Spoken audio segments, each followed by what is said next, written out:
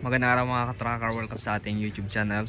For today's video, ipakita ko lang sa inyo itong unit na nare-ready ngayong hapon.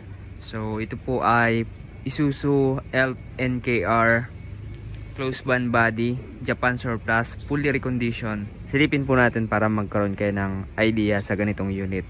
So 6-wheeler siya na fully repaint.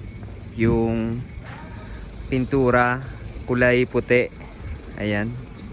So may nagdi-detail sa loob.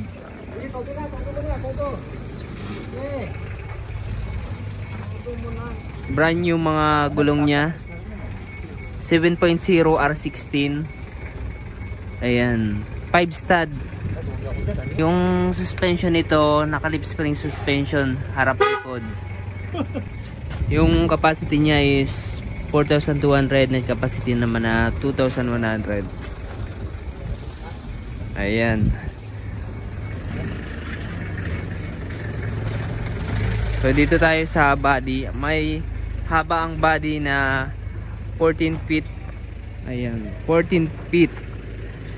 Aluminum closed band. Ayan po, di ba? Solid. Complete electrical lights and accessories, standard. Brand new na battery. Silipin natin yung loob.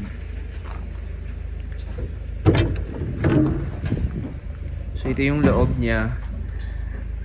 Naka plywood panel yung side pati sa ceiling, tapos merong dalawang LED light. Naka steel flooring na checkered yung, ayan, yung sahig.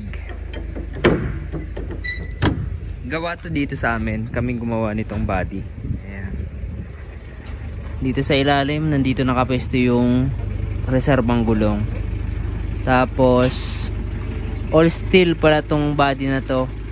Ayan, pati ilalim soleras, saka yung baby chassis ay bakal. Ayan, ayan po yung kanyang chassis. Maayos yung chassis. So ito yun naman yung kanyang loob ng cab. Ayan, so nililinisan ng, ayan, washing department. Ayan, pinakikintab. Nakabolster na yung mga upuan, diba? Pogi. So itong unit na to mga ka-tracker ay nagre-range to ng 950 to 980.